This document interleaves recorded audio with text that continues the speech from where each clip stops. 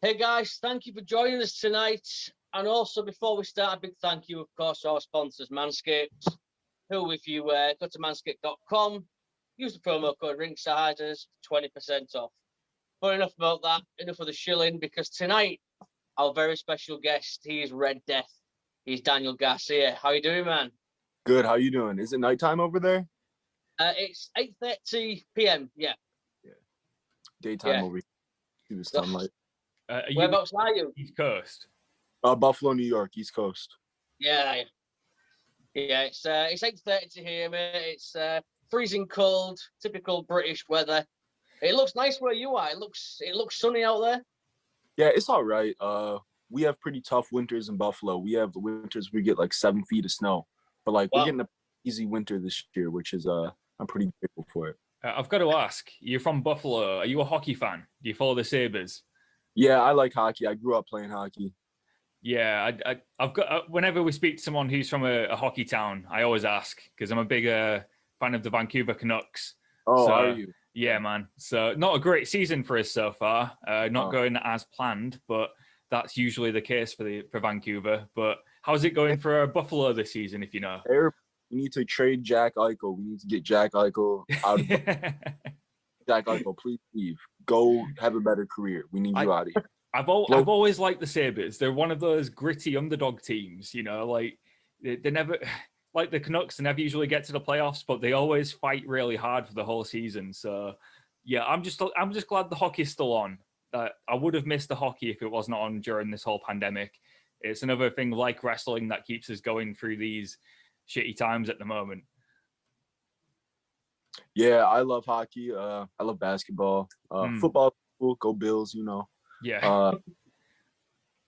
Well, I guess I need to start watching hockey, don't I? Because I hear good things about it, but you know, I'm a soccer guy, man. You know, I stick to that. But you know, before we get into like your career and stuff, we were talking to Colin the other night from Synergy.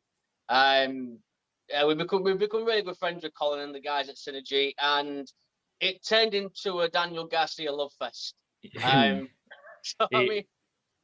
so many nice things to say about you, dude. Like as soon as your name came up, we were speaking about Daniel Garcia for about 10 minutes, you know. It was just basically just saying like, kind of like we were saying as well, there's a point where we hadn't heard of you, but as soon as we saw you, before we'd even seen you wrestle, as you're making your entrance, we know everything about you just by your facial expressions. And like the little things you do are so good.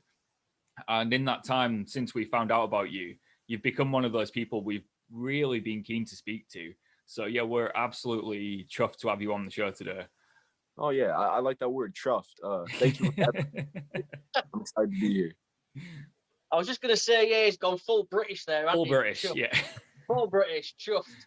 But I like Carl said though, yeah, the little things which I guess are so important. And we noticed obviously you were trained by Blade, Pepper Parks. Did you learn a lot of that from him?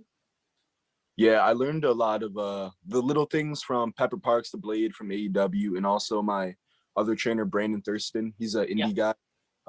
Trains or wrestles at like Beyond Wrestling, Limitless Wrestling, smaller scale stuff, but extremely talented and, in my opinion, one of the most underrated minds in professional wrestling for sure. He has a podcast called WrestleNomics where he dives into all the business sides of wrestling and stuff that I'm most known for. I'm gonna bookmark that now. I'm gonna give that a look later. That sounds really interesting. Yeah, you probably seen him on Twitter before. Like he tweets all like the economic like charts of wrestling. I'm sure you've probably seen him around. Any chart made by him.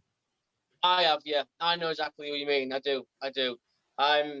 But yeah, obviously, well, we might as well talk Colin first anyway, Synergy, because obviously you're booked for Mania weekend.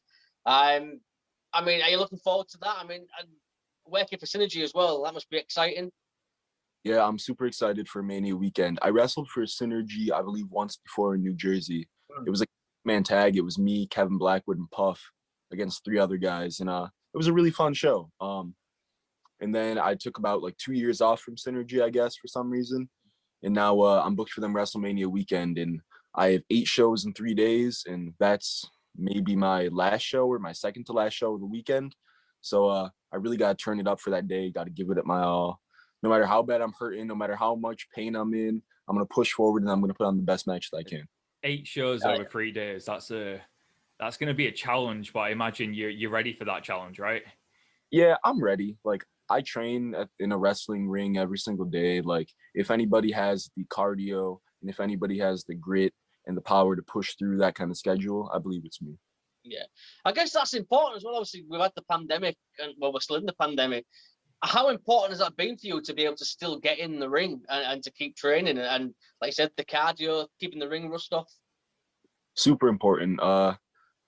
In Buffalo, New York is like pretty strict with the COVID rules, but we have a gym opened, so I couldn't go to the wrestling ring throughout the whole pandemic. But once gyms reopened, I could kind of ease back into the ring, and we're pretty responsible with our training. People get COVID tested every week, so I'm very grateful to be part of a school that's pretty close to my house that takes COVID, that takes the protocols into like takes them pretty seriously and healthy.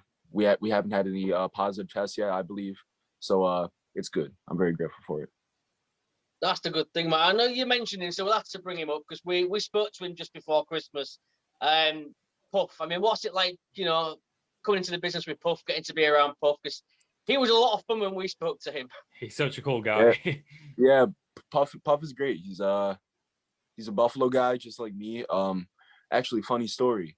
He was friends with my cousin, and he was like a fan of wrestling. I think he like kind of had like a little bit of training. Yeah. And him at the mall, like a local mall here. And I just had my debut match, and he came up to me and was like, "Oh, like I recognize you. You're Bernie and Roy's cousin. Congratulations on your debut match." And I told him like, "Yo, if you're really serious about wrestling, you should come to the gym that I train at." And then a couple weeks later, he came and started training at my gym. And then he became a professional wrestler. That's cool. So he wasn't even planning on being a pro wrestler. He was a wrestler, but like he was at some like local school that like, doesn't have the best track record of training. But then he came to Grapplers and like he decided to really take wrestling seriously. And he basically can owe his whole career to me, is what I tell him. Hey, we'll make sure we remind him as well when we get him back on. We'll make sure he knows. You've got to thank Daniel, otherwise you won't be here. We'll make sure he knows that, man. Don't worry about that. But honestly, dude, you're one of them names that we're hearing, and your work is incredible. I mean, what are you, 22? 22, yeah. 22, man. I mean, the future's sky high for you, dude. I mean, you've already appeared NXT, AEW. You've had, what was those experiences like? Starting with obviously WWE NXT. I mean, what was the whole NXT experience like? It was great. Both AEW and NXT, obviously, the two biggest wrestling companies in America. And being there was a great experience. I really felt like both those places, I didn't feel out of place. I really felt like I belonged in both rings. And I just think it's a good look into the future for me. It made me realize the steps that I have to take in order to where I want to be. And well, like I said, like I felt like I belong. Like a lot of people ask me like, "Oh, were you like super nervous? How did you feel? Blah, blah, blah, all that stuff." In all respect to those places and all the workers at those places. But when I was in that ring, I felt like I belonged, and I felt like I could hang with any of those guys at any time in any spot on the card. Well, the cool thing is when you got to wrestle on AEW Dark, you did actually get to wrestle your former trainer in the Blade. So was that cool for you, getting in the ring with your trainer, like someone you're familiar with? It must have been good to almost come full circle in that sense. It was incredibly cool. Basically what happened was we were supposed to wrestle, or we were supposed to be at AEW in Rochester, which is about an hour out from Buffalo, like kind of local to us. Yeah. And then the pandemic happened, so they had to cancel the shows, and obviously they started running shows in Jacksonville. And then we were off of wrestling for 8 months, whatever it was. And AEW was my first show back, and I got to wrestle my trainer. It was a great feeling. It felt like when people say like everything happens for a reason, that type of stuff. Yeah. Like that was one of those moments where it was like, okay, God's plan is in full effect. Everything happened for a reason. Like there's a reason why all this happened, why the show got canceled. And then being in that ring with my trainer and two really close friends of mine, it felt like it gave good reason to the tribulations that I went through for the past year. Yeah, and obviously touching on him again, I mean, just how good is he to be in the ring with? Because I think he's very underrated. Yeah. Incredibly. Pepper's been underrated his whole career. He's fantastic. And it's insane to me that he had to wait until he was almost 40 years old to get signed to a major contract. That's insane to me. He has everything. He can talk, he can act, he has a insane physique, like the best physique in wrestling. He's and absolutely ripped, isn't he? Crazy. And he's on top of that, he's just a fantastic wrestler. And I think him pairing up with Andy really gave him that little edge that he needed in order to make it big, be a great character in wrestling. Yeah, they certainly complement each other, don't they? They're such a good team together. I mean, they're one of my favorite parts of AEW. Yeah. I absolutely love watching them. You know, Butcher as well, I think, is another guy who is so underrated. He's got a great look. Yeah. Obviously, speaking of tag teams, I mean, could we see the Buffalo Brothers? You know, I mean, you and Blackwood tearing it up? It's in the cards, you know. Lot of options right now, so that's something you could definitely see in the near future, I think. Yeah, I would love to see that. He's another name that, you know, this past year or so has really caught our attention as well. I know you came up with him and Kevin Bennett as well. What was it like coming up with both of those guys? Kevin Bennett, again, in my opinion, one of the most underrated wrestlers in the world. He doesn't get nearly the amount of opportunity that he should. He has, again, a great physique, amazing mic, ridiculous on the mic, and he's like real life talented in other things where other people pretend to be talented at it. You know what I'm saying? Yeah. I have a lot of wrestlers who are like, oh, I can rap. No, Kevin Bennett's actually a rapper. He has streams, like millions of streams on Spotify with his rap songs. And he's been wrestling for 10 years. He's been wrestling since he was like 15 years old.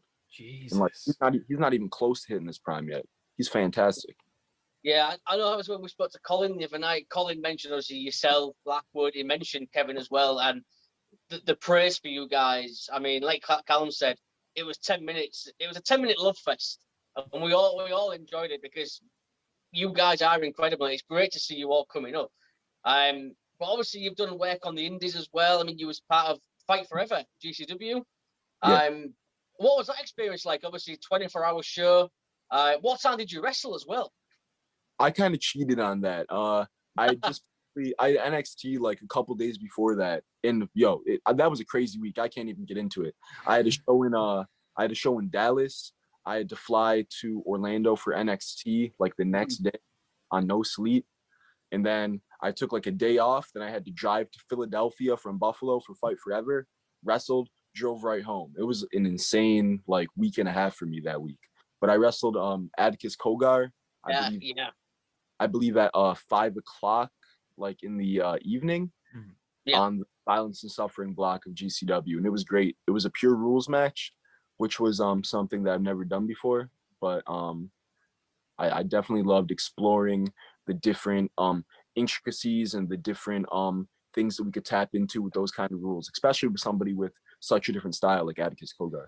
Yeah, well, I was going to say as well, obviously, I say the word underrated a lot, but Atticus is another guy who's so underrated. I mean, it must have been a great learning curve to work with him as well. Yeah, Atticus is great. He's somebody who I didn't like come up with him, like train with him. My local promotion, Empire State Wrestling in like the Buffalo area. When I first started wrestling for them, basically when I first started wrestling, he started to get booked there, which was like his first big out of town booking. So we kind of were able to come up through the ranks of that company together. And then eventually we get to see each other on bigger shows like GCW, Beyond. It's just cool being able to see your peers grow with you and how you guys change and evolve and develop over the years. Well, one thing, go on. I was going to say, I spoke to Kevin Gill a week or two ago, so you can confirm this for me. Just how cold was that building for GCW? Because I've heard it was very cold. So cold. The worst part was like prepping for my match when I was just in like my wrestling gear, getting ready to go, trying to warm up. You're trying to get like a little bit of a pump so you look a little big. You're trying to like not be super cold, so when you go out there and bump, it doesn't hurt as much. But you go out there and it's just freezing. Like your nipples are hard. You can't get a sweat going. It was brutal. I was going to say, one thing we've realized about you in the matches we've seen so far is, like I said at the beginning of the interview, the little things you do them really well.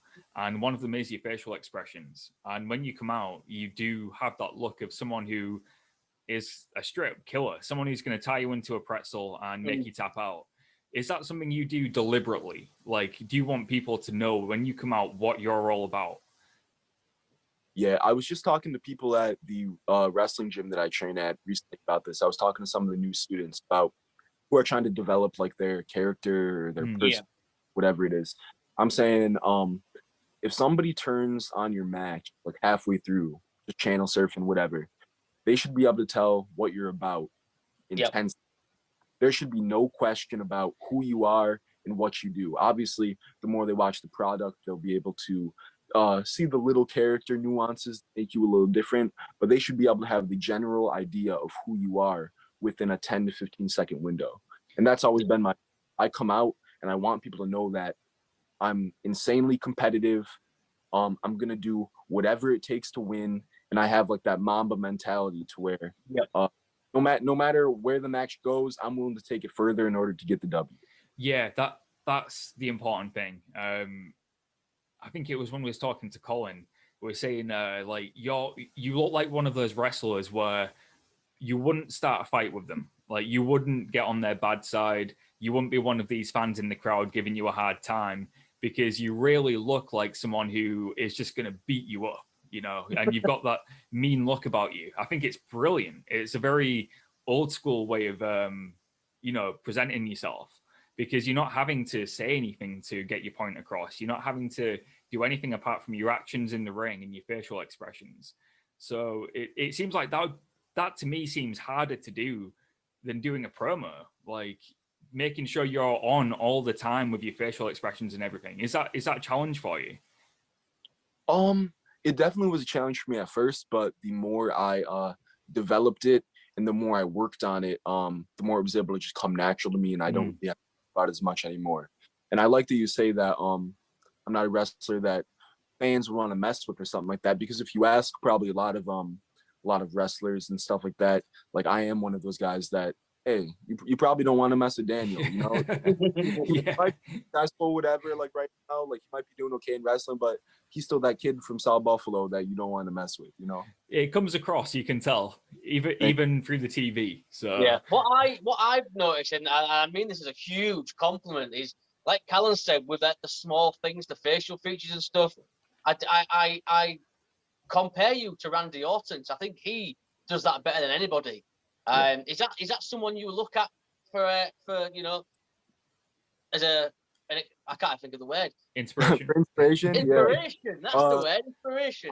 I love Randy Orton. I get a lot of comparisons to Randy Orton, which I think is interesting, because I think most of the time when people draw comparisons to other people, it's more about style. Like, if most of the time, if there was a wrestler like me and somebody was to draw comparisons, they would be like, oh, like you remind me of Drew Gulak, like Daniel Bryan stuff. But I'm glad that people compared me to a guy like Randy Orton, even though our styles are so contrastly different. Because I think that shows that we can really draw people in, and we're making people pay attention to more than the moves. We're making people pay attention to the story and the little intricacies that go into wrestling. And that's my goal. I always want to reward the attentive viewer. I always want to reward the people who are really paying attention, like the Easter egg. Yeah. No, totally. Like I said, I always thought Randy Orton does those little things better than anybody. Those little facial expressions, the little things. And I think you're up there just as good. I think the little things you do are fantastic, man. You mentioned obviously GCW Fighter Forever as well, the VXS part. We spoke to Isaac a few months ago from VXS. What was it like, obviously working for Isaac and the company? Because obviously he's got a background in film and directing, and he says to us he looks at it from a different angle sometimes. What was it like working with him in the company? Isaac is my bro. Like, I'm a regular at VXS now. He's somebody who is doing something completely different. He's young and he is hungry to bring something completely different that's nothing like anything else in wrestling. And I feel like that shows in his product. If you watch VXS, there's not another wrestling company that you can possibly compare it to. And I think he's creating his own lane. And I really love this new wave of young wrestlers, young promoters, film people, designers, all these new people in wrestling who are kind of I hate to say this because I don't want to say wrestling is uncool, but are doing their best to try to make wrestling seem cool and are trying to appeal to a new audience with it. And I think it's very important. Like, I think Isaac one day is going to be just as important as the people like Paul Heyman, the Gabe Sapolskys. I think Isaac is going to be like that one day. I said it to Isaac when we spoke to him. I don't think anyone in the independent wrestling scene does their production as good as VXS. If you look at their match cards, their promo videos, the way everything's shown it's better than a lot of the mainstream wrestling products right now. It's untouchable. He's doing an incredible job. And I think he's just got such a great mind for it. And I think that's what, like you said, there needed to be that new blood in wrestling, from the wrestlers to the promoters. And I think with the people like Isaac leading that charge and yourself, I think independent wrestling and wrestling in general it's got a bright future. Me too. I think the independent wrestling was put into a weird place where all of a sudden, within 2 years, everybody was gone, you know? And it was seeming like there was no hope left. Like no great wrestlers to make anybody better. These promoters don't have any new great wrestlers to book to make anybody any better, and to have a draw to make fans come in. And I feel like people kind of like gave up and were like, oh, well, like all these people are gone. What are we going to do now? But then you have young wrestlers who are hungry and who are eager to take the bull by the horns and really put themselves on top and make the best out of a kind of bad situation. And then you have promoters like Isaac who are saying like, I see everything that these companies are doing, but I think I could do it a little bit better. And it's the same thing. I see all these people doing really good things, but I think I could do it try to do it a little bit better. And I think that's what's happening right now. It's like a renaissance in independent wrestling, and I love it. Well, I was going to say as well, obviously, independent wrestling as well with the pandemic. I think independent wrestling's really stepped up this past year. Obviously, you've got WWE, AEW have all been doing great, but I think the independents have really kept wrestling alive and on the map. Is that how you've seen it as well? I agree. I think that we are at the forefront. We are the tastemakers. We are the culture setters. Everything that is hot in professional wrestling, it's hot because the independents are making it hot. Yeah, it's almost like independent wrestling is the coal for the fire. Like if without the independent wrestling, anything you see in the mainstream wrestling doesn't happen. Because if you look at who's on the top right now in any company, any of the major companies right now, they've come through the independents and they've been somebody on the independents. And if you cut off the independents, you don't have those major stars. You don't have the trends which happen. The trends always start first on the independents. And like you said, that is so true. That without indies, it ceases to exist. And I think it's so cool that over the pandemic, it's almost like the independents have had the chance to say, hey, look, we're keeping this going. We're just as important as the major companies. So yeah, I couldn't agree with you more there. Absolutely. Absolutely, yeah. And sorry, go on, Daniel. I think it's beautiful. Everything that I've wanted in wrestling, like I've always envisioned myself since I was younger being like the independent guy. You know what I'm saying? The guy who is on the indies killing it every single weekend and who is regarded as like the hottest free agent or whatever. You know what I'm saying? Yeah. Every day, with the help of the people around me, the help of the promoters and the wrestlers that I'm in the ring with, I feel like every day I'm being able to inch more and more towards that. Who were your indie influences then growing up? I mean, I'm guessing you've been an independent wrestling fan for a while before entering the business. So who influenced you and your style from the independents? Honestly, it's gonna sound like I'm pandering. Brandon, if you're watching this, you're welcome. But Brandon Thurston was my head trainer, and he was like my number one inspiration on the independents when I was growing up. I remember seeing him on shows when I was like 12, 13 years old, being like, I don't know what it is about that guy, but like if I was a wrestler, I'd want to be like him. And, then I ended up going to the school that he trains people at, and I was trained by him. And I feel like he's someone who definitely molded my style and made me who I am as a wrestler. Other than that, kind of like more mainstream guys, I always loved like watching like people on the indies like Johnny Gargano, obviously, Tommaso Ciampa, Tony Nese, people like that. I was lucky to live in a place that has a company that brought in a lot of those high tier, high level indie guys. So seeing those people live definitely inspired me and always helped me envision my goal as being one of the best. So was you a PWG fan by any chance? I like PWG, yeah. Oh, and Chris Hero too. I forgot about Chris Hero, Speedball Mike Bailey. So many people. Yeah, oh man, yeah, Speedball. I mean, we spoke to Speedball a couple of months ago. He's another guy who he's so good, doesn't get the recognition he deserves. But obviously, I mentioned the Indies. We've not had a show over here. It's a year this month. So obviously, the US Indies have kept our love for wrestling going. They really have. But I mean, we always ask people this: when the world does open up and stuff. I mean, would you come over and would you like to come over and wrestle in the UK? I mean, of course, like that's one of my goals. I want to be one of those people who are seen traveling the world. I want to be the person who has been able to wrestle everywhere before they can. You know what I'm saying? Like, all respect to the guys who are signing and stuff right now. That's great for them. I'm glad everyone's getting paid and doing what makes them happy. But I'm the type of person to where I want to do everything first. I want to go to I want to go to Germany. I want to go to Japan. I want to do all these things. I want to wrestle in China. I kind of got a taste of it 2 years ago at SummerSlam weekend in Toronto. There was a big weekend like where a bunch of the European companies came in, like WXW, Progress, and I did some shows for them there. And that kind of opened the door for me to be able to go to these places. And then I was close. Then the pandemic struck.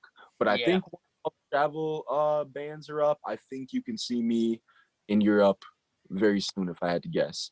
And shout out all the European dudes that I like who are wrestlers, like Chris Ridgway, Daniel Maloney, Amy Hayter. Like, shout out all you guys. Like, you guys. Dude, you took the words out of my mouth. The next thing I was gonna say is, when you come over, I want to see nothing more than you versus Chris Ridgway. That would be sick. Me and were just talking about that the other day. We said, like, yo, the world needs to open soon so we can get this match. That's a money match. And if you, wherever that happened, US or UK, I'd probably come and see that, because you're both very similar, but also very different too. But I think you've got the same mindset. Like, you're both just there to kick ass and, you know, win. So that would be amazing to see. I just met Cara Noir on the network. It was fantastic. Yeah. Oh man, it's amazing when we get people on and we suddenly realize, like, there's all these dream matches we want to see. Like, I didn't realize. I want to see you and Chris now. That's a dream match. And you and Cara. That would also be great. Cool. That'd be cool. Oh man, yeah. This is why I love pro wrestling, man. Just you get these dream matches just put up in your head, and it's like, holy shit, I need to see that match. What are your thoughts on Cara? I mean, like, he's such an out there character on his entrance. You know, he's got that beautiful entrance. Comes out to Swan Lake. Amazing. I honestly didn't know much about Cara Noir. Like, I've seen his entrances, like highlight video stuff. I didn't know much about him until I watched that match on the network. Yeah. And like, his finisher was crazy. Like, Chris ran at him, and then Cara caught him in like that sleeper hold, and Chris just right away. It was fantastic. He definitely had a different style than I was expecting him to have based on what I've seen on clips. He's a hard hitter, right? You don't expect it. Those kicks are vicious. I remember when we first saw him live, because we'd never seen him at that point, and someone in the crowd said to us, "Oh, just wait till he comes out. His entrance will blow you away." And then Swan Lake hit, and it all went dark, and he came out, and it was incredible, man. Like, he's a classically trained performer, so obviously he did the routine. Swan Lake came out, it was incredible, man. But like you said, he backs it up in the ring as well, you know. So that's, you know, and he's the Progress World Champion, dude. I mean, I don't mind seeing that Progress World title over your shoulder. I wouldn't mind it either. You know, I got a lot of love for the UK, so I wouldn't mind going on a little excursion over there for a couple months if I need to. You've got one of those styles, though, where you'd fit into the UK very easily. Like you've got that like a hint of a World of Sport wrestler from your technical background. You've got that grittiness, hard hitting, like of a Pete Dunne or a Chris Ridgway. I feel like there's some serious money for you to be made in the UK for you. I think so too. It's definitely a bucket list thing for me that I definitely want to do before I make any long-term decision. Yeah. Hell yeah, man. Well, I guarantee you one thing, you'll see me and Callum on the front row, wherever you are. We'll be there, dude. And hey, we'll even buy you a beer after the show, man. Appreciate it. Before we start to wrap up, Doug, I know Zoom only gives us 40 minutes. So before we start to wrap up, there was one more I had to ask you. Another guy you've been in the ring with who we've become big fans of. And you worked with RJ City. What was it like working with RJ? Because I think he's another guy making quite a name for himself as well. RJ is another person where I watched his matches while I was a fan. I have a picture of me at a merch table with RJ City when I was a teenager, and I bought his T-shirt. Like, I think I still have it. It's like RJ City T-shirt with him as like the Statue of Liberty. So I was a big fan of his. He was great. And then getting to wrestle him was really cool. I wrestled him for Greek Town Pro Wrestling in Toronto, and RJ is someone else who is really great at the little things and really at telling intricate stories in professional wrestling. And I think we're two people where you would see that matchup and not think it was like it's like a weird matchup. Like, it doesn't seem like it mesh well together. But then we were in the ring together, and I think we were able to tell a really interesting story, and we were able to put on a very entertaining match for that crowd. Absolutely, man. Yeah, he's another name that's really caught our attention. Obviously, we've got quite addicted to Danhausen as well at the moment over here. We've seen a lot of him and RJ City stuff on YouTube and stuff. And I saw you'd worked, and I thought, we've got to ask you because he is such a talented guy, and you know, he's very. Same with Danhausen. I really think that Danhausen is like, he's gonna be so important to wrestling. Like, even outside of like the actual in-ring stuff, like signing ring honor stuff, like his path is gonna be so important. You know how people like look at like, I don't know, like Kanye West and see like, man, he really changed rap forever. I think people like Danhausen years from now and be like, he really changed the game about how you can become a successful professional wrestler. And I think give him all the credit in the world for that now. Like, give him his flowers now. Yes. He's the definition of an independent wrestler.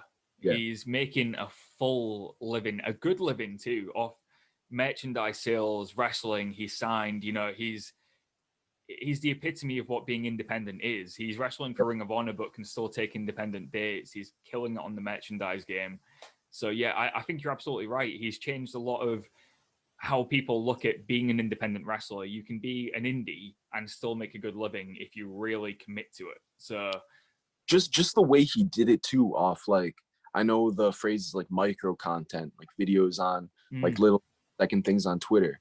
Yeah. He's really the person who made that a viable way to become a popular professional wrestler. Yeah. And now you have like Effie, Warhorse, like Alley Cat, people who are kind of following that trend. And I think it really goes to Danhausen, who is popularizing that trend, in my opinion. Absolutely, man. Couldn't agree more. Before we let you go, before the time runs out, tell everybody where they can find you, social media, any merchandise you want to wear, any plug. Yeah, you can find me at Garcia Wrestling on Instagram and Twitter. It's the same handle. No merchandise right now, but I have some special drops coming up for WrestleMania weekend if you're going to be in Tampa. And if not, I'm sure I'll probably have some left over that I'll be posting on my social medias. So you can follow me on there. Excellent. Well, dude, this has been an absolute pleasure. Like we said at the start, you're a name that's really, really standing out to us. We think there's going to be a massive future for you. And we would love to get you back on. Maybe after Mania weekend, we can get you back on and have a catch-up. Definitely. Excellent. But for now, Red Death Daniel Garcia, thank you very much, man. Yes, sir.